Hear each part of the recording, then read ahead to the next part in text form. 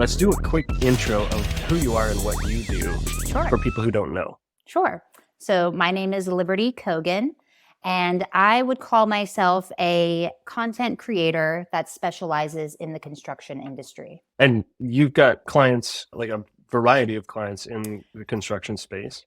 Yes, yeah. So I have lots of clients that are in the construction industry, everything from concrete to pressure grouting to construction equipment. But then I also have some clients that have nothing to do with construction at all. I have a dance production company, a landscaping company, which is, kind of in the same vein as construction, but different. But yeah, so I get to work with clients all over the place, which keeps my job very exciting and new, and every day is different, which I love.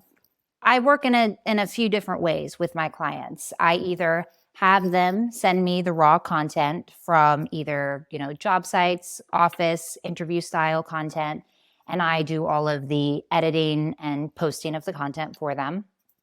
I have other clients that I send my personal videographer to. I have an Atlanta-based videographer. I send him to them. We come up with a very detailed shot list ahead of time to decide what kind of content we want to shoot, who's going to be involved, so that everyone kind of has, a little bit of idea of what they're stepping into. And again, the videographer will send me all of the raw content. I'll do all of the editing and posting. But yeah, I really, my expertise is kind of in the creative. So I love to come up with creative ways to showcase projects, showcase people, showcase events. And a lot of my clients really lean on me for the creativity aspect. And that's where I have the most fun. So yeah, I would say I'm kind of like a content producer, editor, and then social media manager as well. Yeah, and the creative aspect is worth talking about because I think a lot of people, especially in the construction industry, I see a lot of content coming from construction companies that kind of matches a specific style. Like it fits into, like we have, a cinematic shot of a, drone shot of a job site, and then like some close up of equipment or somebody's face while they're like walking. And like, that's cool stuff. But it eventually it starts to feel kind of formulaic, like you're producing the same content. It's like, well, what makes this different? It's more like they're trying to feel like someone else instead of be their own company. And I know that's not what those companies have in mind. Like they want to, they want to look good, but it kind of ends up just looking like you're trying to look like someone else. Yeah. So I'm really curious, like, how do you approach that with your clients for how you produce content? Because I know yours, it varies from client to client, and you really get creative with what you do. How do you go through that with a client who's like, we want it to look just like this, or maybe they don't have any idea? Or they say, we don't want it, like we know that this other company is your client and we don't want our content to look anything like that. So I counter that question as well.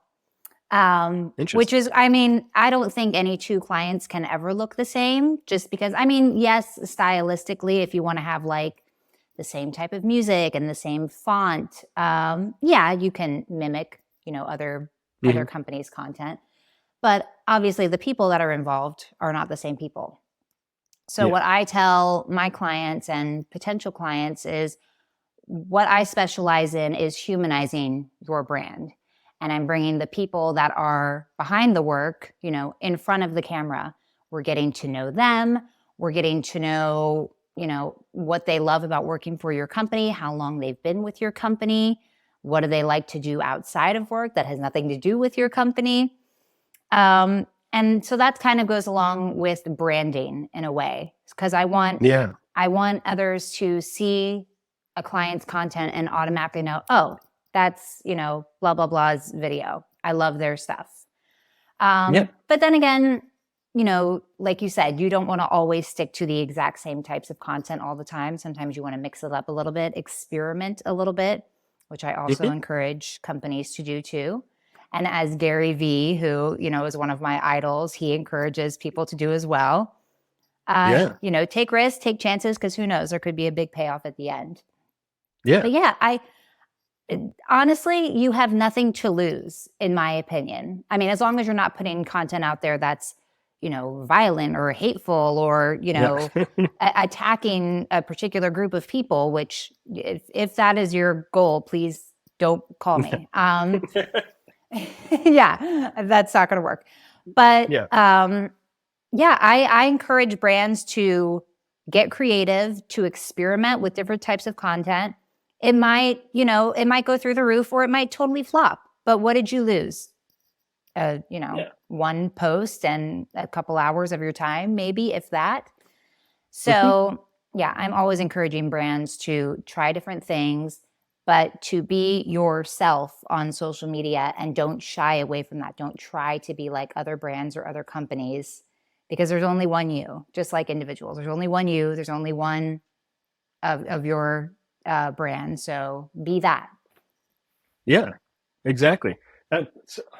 That's interesting. Like the connection between brand and or connecting brand into your social content. Because I think sometimes we can get distracted when we're thinking about social content. And this actually ties into Jonathan's post that we mentioned earlier. And we can start to think like, I need to create content that that's going to go viral or that's going to get attention. And disconnects from like, who are you? And right. Like who are you trying to talk to? I think I've enjoyed the conversation that we had on LinkedIn and previously on another call, but I'd love to go into that more for people who are listening, who maybe are thinking like, my goal with whatever platform I'm on is to get the most attention I can get, right? Or get to go viral. Right. How do we approach that? And is that the goal? And no, I mean, it shouldn't be your goal. It shouldn't be any brand's goal because that virality will probably not get you the results that you want. I mean, I don't think your video is going to go viral and like the next day your phone is going to be ringing off the hook with like hundreds of orders or hundreds of, bids, whatever it is. So no, your goal should be to speak to a specific audience. And you have to find some kind of connection with them. You have to find something that engages with them and that they can relate to in some way so that they have a familiarity with your brand. So say, for example, you're a landscape company and you have one of your maintenance guys describing the entire maintenance process of like maintaining a lawn throughout the winter months. Like, here's what you should be doing in December, January, February. And it's the same guy or the same woman at every single video detailing, like they're just sharing education. It has nothing to do with promoting their brand, promoting their business. I'm not saying give us a call.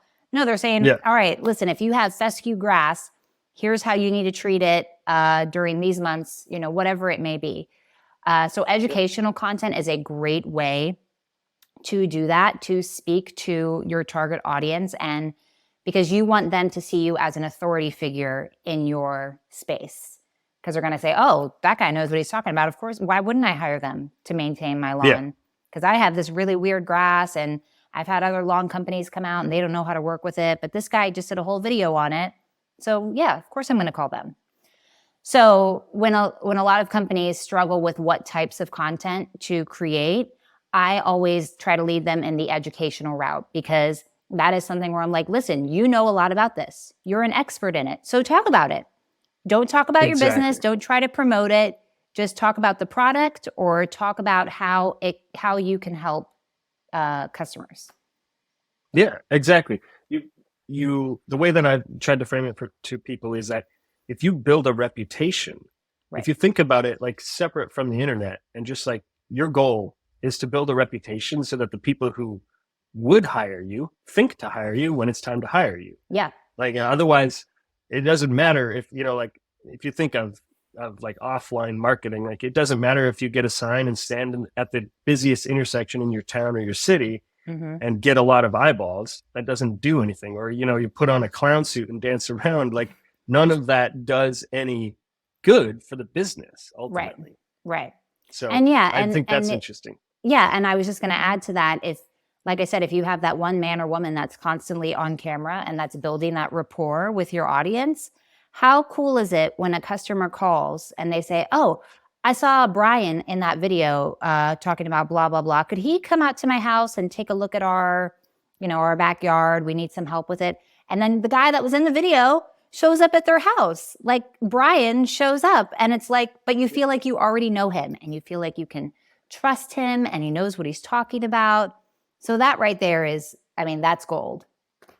Exactly. And that's like comes back to the heart of why it's valuable to put your people on camera. It's not just because like it's a nice story to tell. Right. Like you sometimes companies, especially as you get bigger, will like pick out people in the field and tell their stories and stuff, which is cool.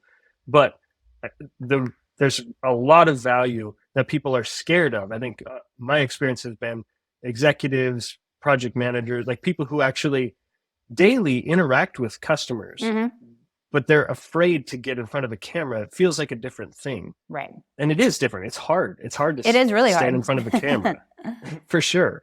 Yeah. But like there's a value there that the stuff that, as that decision maker who's like, I'm not going to be in front of the camera, but I'll have my field team, or I'll have this person who's like, maybe feels like they have more personality or they're more interesting.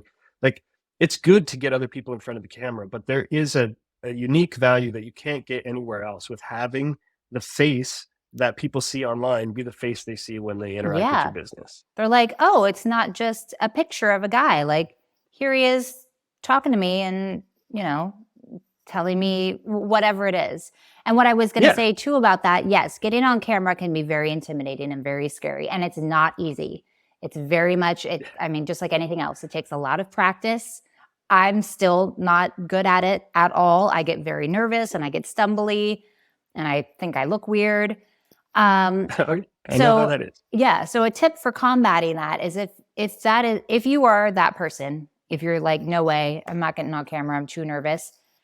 Instead, have either someone that you know and trust, either like a coworker or a friend, on the other side of the camera, and you have to make it a conversation, or have both of you on camera and just film the conversation.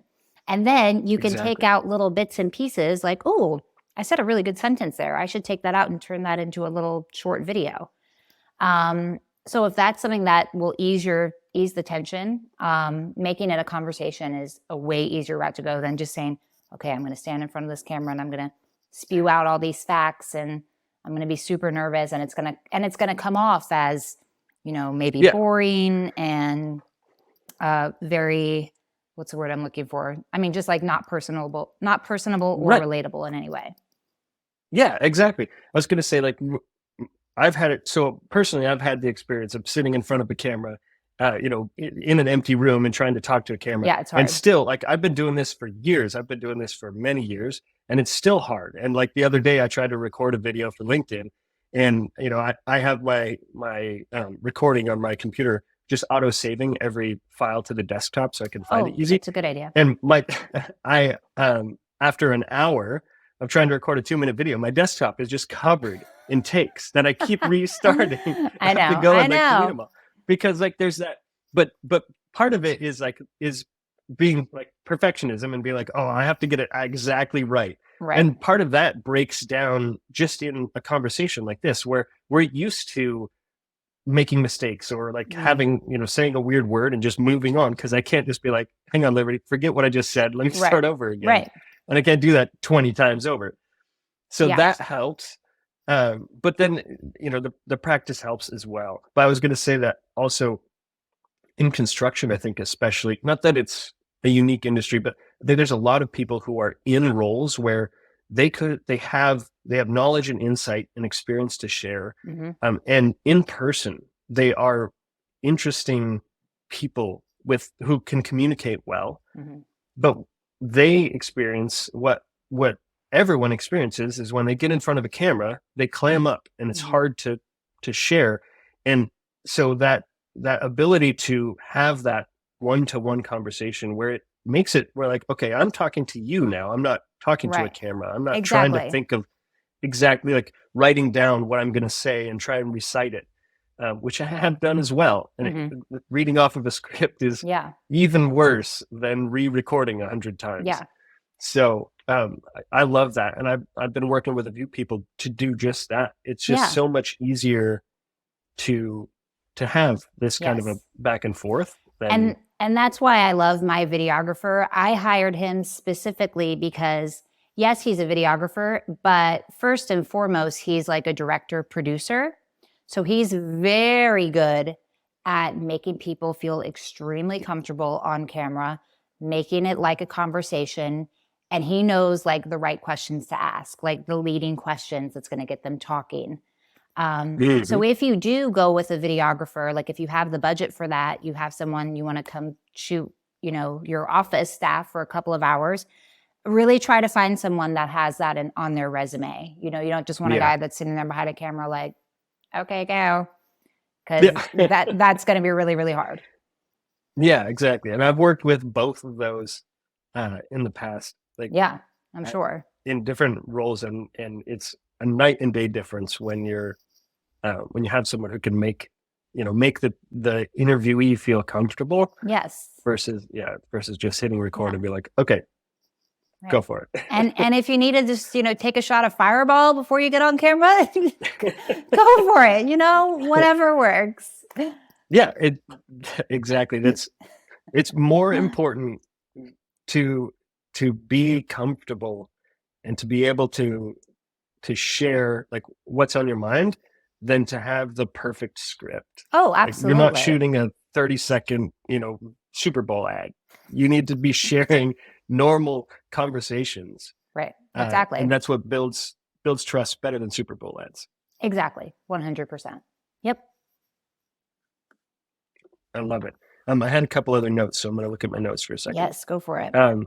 Oh, one thing I wanted to touch on with you was you do content across a lot of different channels. Like you do Yes. LinkedIn content, you do TikTok and Instagram. I'm not sure actually because I'm never on Facebook. Do you post content on Facebook as well for clients? Yes. So typically it's just the same content that goes on Instagram. But Facebook Reels. So Facebook gave users, I guess you could say anybody, the opportunity to upload their reels to Facebook and not just Instagram. And they work in the same way, in the sense that Facebook is going to deliver them to people that aren't your followers, which was the entire point of Instagram Reels. So I've had a lot of success actually with Facebook Reels. Sometimes a reel on Facebook, like the views will go through the roof, and then on Instagram, it'll totally tank. And then vice versa. Interesting. So I think it's always good to post in both places, just to experiment and to reach more people. Because some people are only on Facebook or some people are only on Instagram. So don't limit yourself by only posting on one if you can post the exact same content on both places. And that's an easy thing to do. Yeah. So with the work that you're doing with clients on different platforms, are there specific platforms that stand out for certain types of clients that are more successful or that work better, or maybe different types of content? What's the difference if I'm a B2B company, if I'm a construction company that's thinking about doing content? Should I be thinking about TikTok, or should I only focus on one thing? Should I just be on LinkedIn, or do I need to be across four of them? How does that work? Sure. So I actually made a post about this on LinkedIn yesterday, that so many, not just construction businesses, but all business owners are like, we need to be on Facebook. We need to be on TikTok. We need to be on Instagram. We need to be on X. It's not Twitter anymore. They're like, we need to be everywhere. And it's like, no, actually you don't. Because if you try to post consistently on all of those platforms all the time, like you're just doomed to fail unless you have like a team of 10 people around you that are like your social media team, that are like, this person's on Instagram, this person's on Facebook, whatever it is. So what my recommendation is to find the platforms that, number one, you enjoy the most. Like, where do you like spending time? Like, I love to go on Instagram, when I'm chilling on the couch at night and watch funny reels. Like, that's like my TV time. Yep. Again, terrible for my eyeballs, but here we are. So find a platform that you enjoy being on, where you enjoy spending time, but also where a lot of your peers are hanging out. So for construction, my top ones that I would recommend are LinkedIn for sure, Facebook, and Instagram. TikTok. I mean, I'm a millennial. I'm not a Gen Zer. I am on TikTok for some of my clients, but I am not a TikTok guru by any means. I can't figure it out. I can't figure out why some videos shoot through the roof and then why some just completely tank. Like, I don't see the rhyme or reason to it. So yeah, if you want to go and repurpose your, Instagram, your video content on TikTok, go ahead and give it a shot. If you have the bandwidth for it. But I don't think it's, 100% necessary. So for construction companies, I would recommend those three because again, you can repurpose the same content for Facebook and Instagram. And now because video content is becoming more popular on LinkedIn, you can repurpose that same content for LinkedIn as well. I will say that I find the caption writing on LinkedIn to be stylistically different than Facebook and Instagram.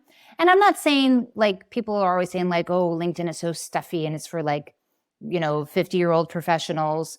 Yeah. So, and I'm not saying that you need to make your captions stuffy and boring. I'm not saying that at all. I'm just saying that if you're someone that's new to LinkedIn, a business owner or just a user, and you want to start creating content there, but you're not quite sure how to write there, go just check out a bunch of, I guess you'd call them like LinkedIn influencers now, and just, check out their writing style there, how their spacing is, how they, put an engaging hook at the top of their content. So, and that's again, something that takes a lot of practice. Sometimes I'm really good at it and other times a post flops, whatever, it's fine. Yeah. They can't all soar. But yeah, so I would say you can repurpose the same content, but I would say adjust your caption writing to the appropriate platform. But you don't have to be stuffy and boring and professional, as people say. Like, yes, be professional, but you know what I'm saying. Yeah, exactly. There's a difference between being professional and being professional. Yes, So, and being, just like a corporate. Corporate. That's a good word for it. Yeah. I think that the TikTok thing is interesting to me just because I too didn't grow up with TikTok and don't I actually delete it every time I install it. I delete it within a couple of days because I end up spending way too much time on it, but just consuming content. It's really effective at keeping users in the platform. I can see how it works, but it's a style of content that I haven't gotten into. But I think part of it, and again, not being an expert on the platform, part of what I see there that is different for construction companies and B2B, even if you're a B2C construction company, like you sell directly to homeowners. I worked at a fence and deck company where we sold directly to homeowners. Yeah. And we had a TikTok account. I was the marketing person, but I actually didn't run it. The general manager at the time was, he's a very big idea person, and he wanted to try out TikTok. So he set it up, he created it. I was like, I don't think that we should spend our time here. But we ended up getting videos, going back to the viral point, that were, I don't remember what the total number was. It was like hundreds of thousands of views on a video that was just like a random video. And it was like you mentioned, like it was for us, I saw some of the most popular content that we created was when we would talk about a product that we used. So it'd be like, either it was a tool or it was a product we installed, like a specific type of deck board. Yeah. And people would just eat that stuff up and it would just go, it would blow up. So more like education based, it sounds like. Yeah, it was. The thing is that we didn't, at the time, the company now does sell the products. They have their own, like a warehouse, and they sell products directly. And that could be benefiting them now. At the time, it didn't really give us anything because the users who wanted to learn about a particular tool couldn't buy the tool from us, or a particular even the products we installed, like we didn't see a lot of results coming through from that. And that was a learning, like it was a lesson for us of that we can create content that does really well, that even answers users' questions, but if it's not linked to what we do, then it's difficult. It might be useful, right, just to build reputation and like the expertise around that topic, but it might be with the wrong people. Yeah. Or just might be around the wrong topic, that like people who like this content don't need what we sell. Right. And it's not the end of the world if that happens, but it also means it's not driving the results that usually you're trying to get when you're running a business and trying to sell jobs. Yeah. No, I agree. With TikTok, I don't see, like, compared to Instagram, which is my favorite one personally, compared to Instagram, I don't see the engagement features there that like I do see on Instagram. Because on Instagram, you have so many things that you can do to engage with your followers. I guess TikTok has a story too, like a story feature. I've never used it. Again, I just sound like an old lady now, but like Instagram has the story feature where people can directly message you from your story. It has obviously commenting underneath. You can make sales there. You can lead people directly to your website. Again, I'm sure TikTok experts out there are like, Liberty, you're so dumb. Like TikTok has all that stuff. But in my opinion, and from what I've seen, I don't see how the rhyme or reason of TikTok leads to the engagement as far as like sales and leads that you want. Whereas I feel like somewhere like Instagram is much more engagement friendly, where the direct messaging, which is where honestly sales happen. I know that's like a cliche term, but it's really true. Yeah. I don't see that with TikTok. I've never sent a personal message to someone through TikTok. Yeah, I think that's a big part of the difference between the two. Like they have very similar content styles, and Instagram Reels also has kind of a discovery option, but TikTok's really built around discovery. Like it's trying to constantly show you new creators that you haven't seen before, new people, new ideas. Exactly. So I don't see how you're able to build that rapport with people unless you're like a TikTok influencer who has like millions of followers. Exactly. Yeah. Whereas Instagram, it's built around who you follow, and it will show you other stuff. But as a creator, if you create content on Instagram, you can rely on being able to consistently show up and have people who follow you consistently see what you create. Exactly. Versus TikTok, that's a good point. It doesn't seem like it's the same thing. Yeah. So that was the big difference that I saw when I was kind of running that kind of a Instagram and TikTok together. I think there's just so much, and there's a big construction community on Instagram. Multiple communities, but overall, there's a lot of people in construction who use Instagram regularly. Yes. And it makes for, but the community aspects allow that to kind of grow, just like on LinkedIn, where like we can consistently see the same people and talk to the same people, and it's just a much better long-term benefit there, I think, than just, again, being able to go viral and get a bunch of views. Yeah. And I mean, another thing that kind of angers me about TikTok is I'll see these businesses that are like, we will like, you pay us to help you build your personal gram on TikTok. What did I say? Did I say brand? Personal brand, personal account, whatever it is. And I will look at some of their clients because they'll have, like testimonials or like, we helped Brandon grow his following from this to this. And it's like some kind of crazy number. It's like where their client now has like 35,000 TikTok followers. Mm-hmm. But most of their videos are like, I don't know, maybe like 800 views, 1,000 views. And so what confuses me is like, if you have 35,000 followers on TikTok, like statistically you should have like way more views on your videos. But but these like companies are taking like thousands of dollars from these people that want to build like their personal TikTok accounts. I mean, I'm talking like they charge like a huge like $10,000 like fee up front. But they're like, we're gonna guarantee you followers and we're gonna guarantee you customers. Whereas I have one of my clients is a concrete company. We have a TikTok video that has 2 million views on TikTok. We have like 12,000 followers.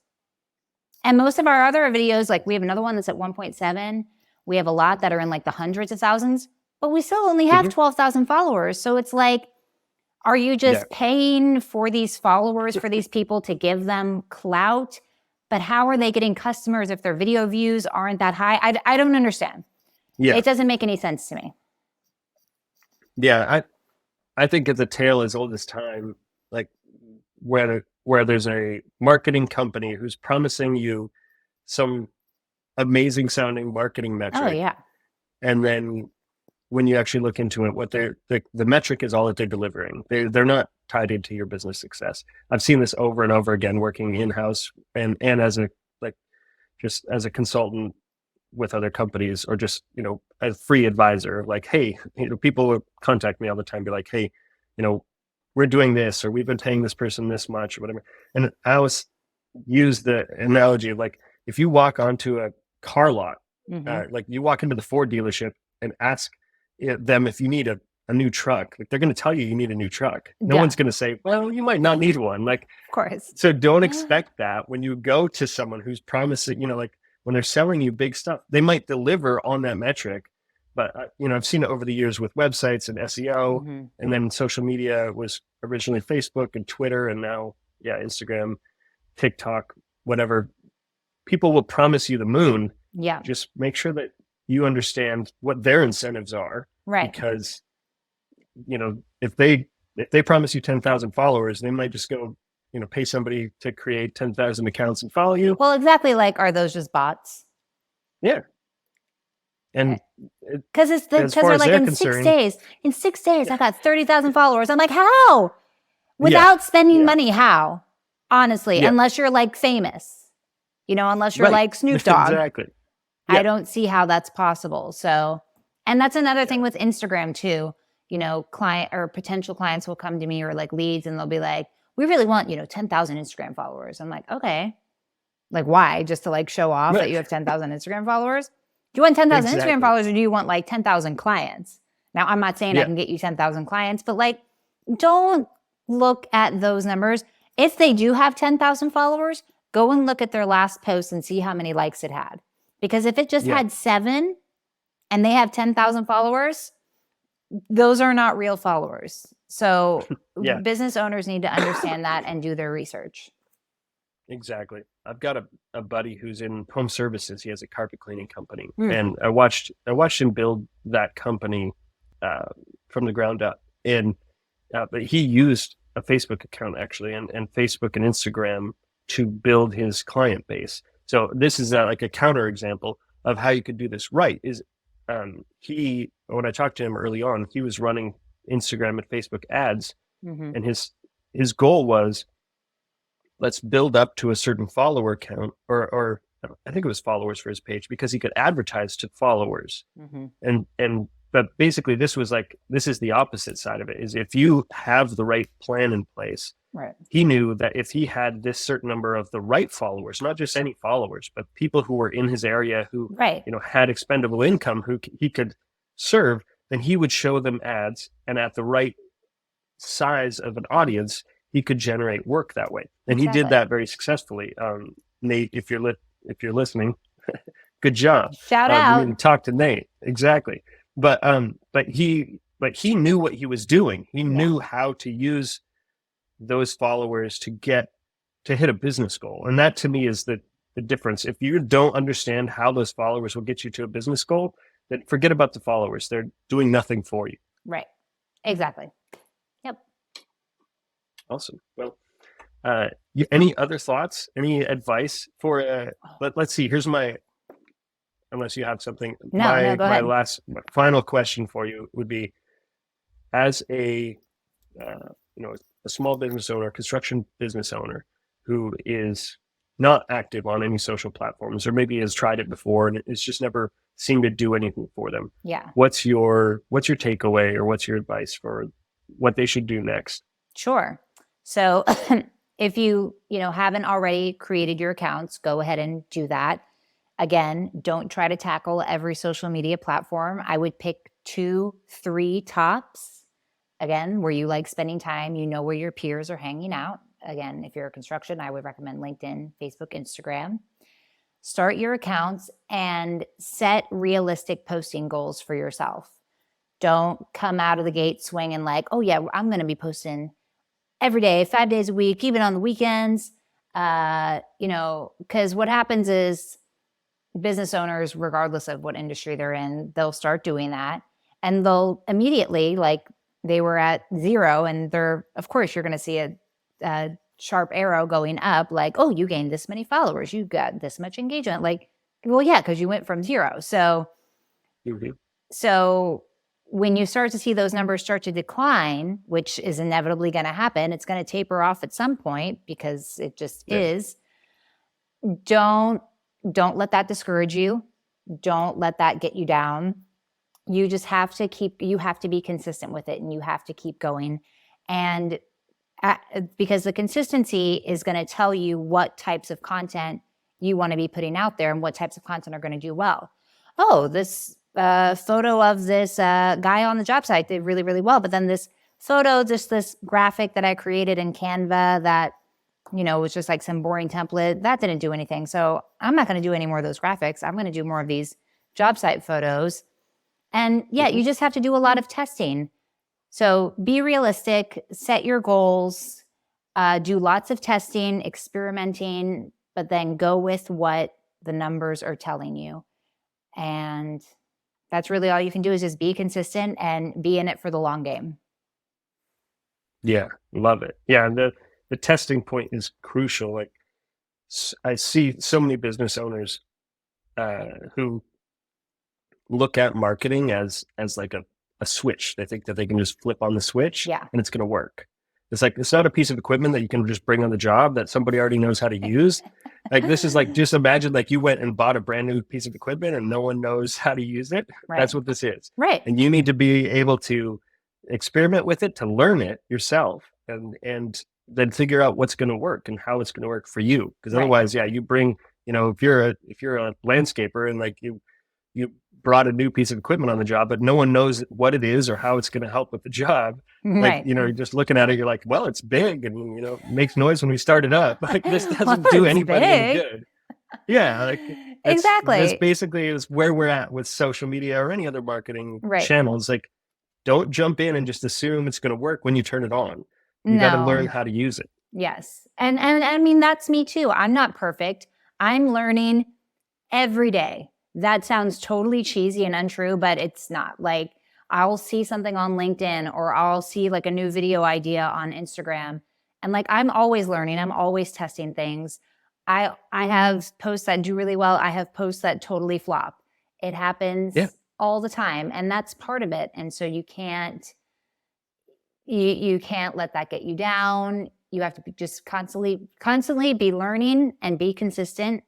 And those are the two best things that you can do. Awesome. Well, that's what I got for today. Great. Appreciate you taking time. My pleasure. Thanks so much for having me.